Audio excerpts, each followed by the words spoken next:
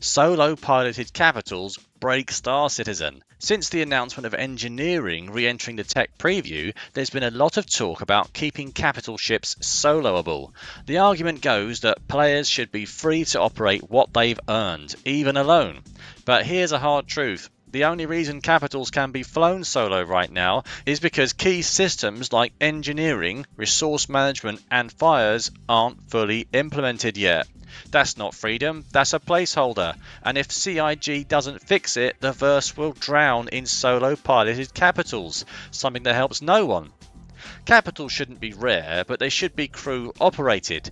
Capital ships should exist in numbers that make large-scale warfare and fleet operations possible, but what we should never see is 10 solo-piloted Idrises cruising side by side like oversized gunboats.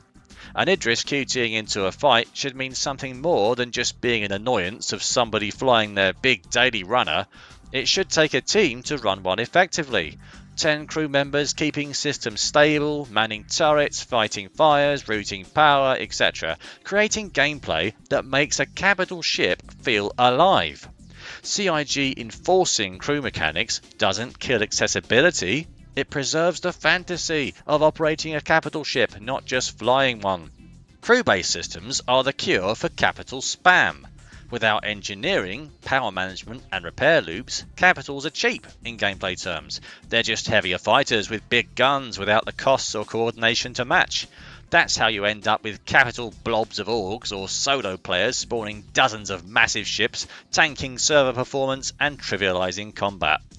Crew systems and operational costs create natural balance. You can still own a capital, but you'll need people or expensive NPCs to run it.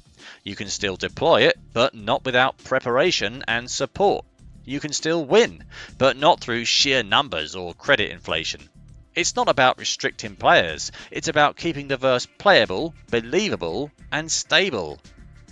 Engineering gameplay adds depth, not difficulty for difficulty's sake. Once full engineering arrives, a solo capital pilot will face real consequences: overheating, fires, system failures, and cascading malfunctions that can't be fixed alone. That's not CIG being cruel, that's them replicating how complex machines work. Just like in real naval or air operations, a single person can't handle flight, repair, and damage control at the same time.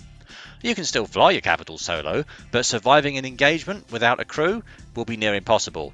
And that's exactly how it should be. This makes every ship class matter. Fighters dominate the small-scale fights, medium ships reward flexibility and skill, capitals reward teamwork, logistics and coordination. If all three tiers can be soloed, the ladder collapses. But if each tier has a purpose and a scale, Star Citizen gains depth instead of bloat. Final thought: CIG making capitals require real crews isn't removing freedom. It's restoring balance. It's restoring meaning and purpose. Capital ships don't need to be ultra-rare trophies, but they do need to feel like a commitment, something that demands people, planning and purpose. Because Star Citizen isn't about making everyone a one-person fleet. It's about scale, consequence and cooperation. We shouldn't see 10 solo Idrises lighting up the sky. We should see one fully crewed, fully alive, the pride and joy of the team that crew it. Because if one person can do it all, what's the point of an MMO? Capitals should be crude and costly, but effective when used right. Not soloable, spammed, and an I win button. Well, that's quite a lot of fair points raised about solo capitals. If you ask me, I think we do need to do something about them, but I'm not sure I'm fully on board with all that stuff. I say give CIG some time, they'll get it right. PDC nerfs are fine if... So, with the recent discussions around soloed cap ships and the PDC nerf, something that gets left behind is how this fits in the overall balance of ships. Turrets, as of now, often are mostly useless against light and medium fighters due to their agility and speed, hence why cap ship crews were grateful for having PDCs deal with smaller targets. The recent nerf, however, sets this balance off quite a bit. Fighters now have a much easier time to take out ships they clearly aren't meant to take on. I'd suggest postponing changes like this until we have functional armour and properly tuned turrets in place.